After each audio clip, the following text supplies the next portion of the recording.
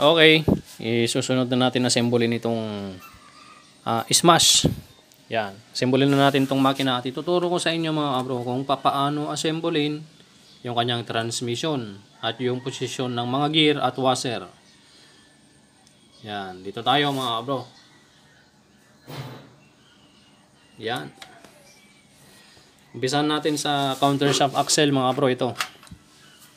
Yan, so natanggal yung kwan dito, dalawang gear.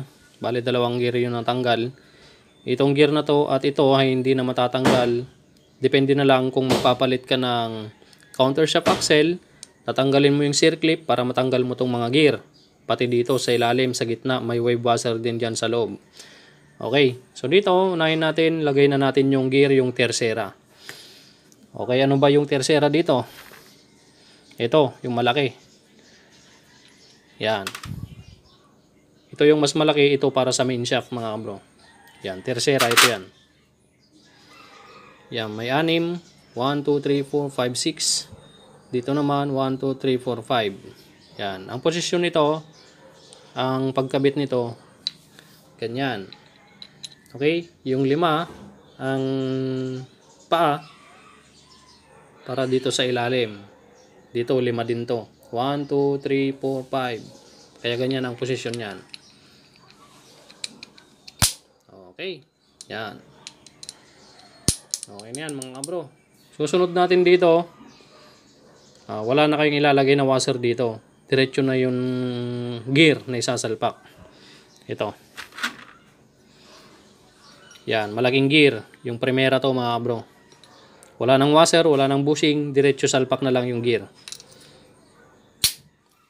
Okay. So ganyan lamang po sa may countershaft. Tapos dito sa ibabaw nito mayroon pang washer yan. Hanapin nyo yung washer na malapad. Ito. Kung makikita nyo dito, may dalawang washer magkamuka.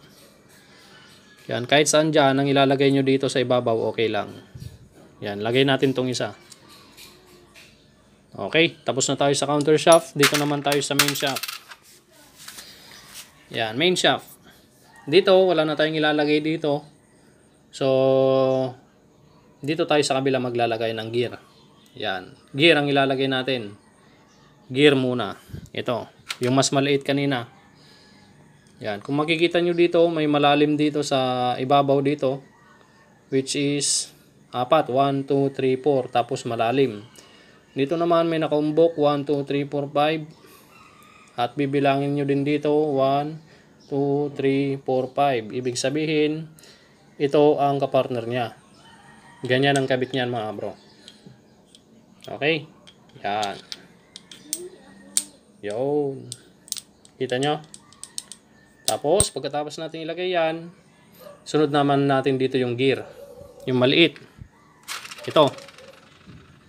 Gear na maliit. 1, 2, 3, 4. 4 yung papasok dito sa malalim kanina. 1, 2, 3, 4. Okay. So, ganyan ang kabit niyan. Okay. So, tapos na. Pag nagkambyo ka, papasok yung gear, tataas. Yan. Babangga. Okay. So, tapos na. Wala na tayong kakabit dyan. Yung washer na lang na isa pa. Yung kamukha nung nilagay natin doon sa countershaft. Ito. Yan. Okay. Tapos na to. O, bali sasalpak na lang natin. Ganyan ang kaposisyon yan. Yan. Magkasalungat. Yan. Primera.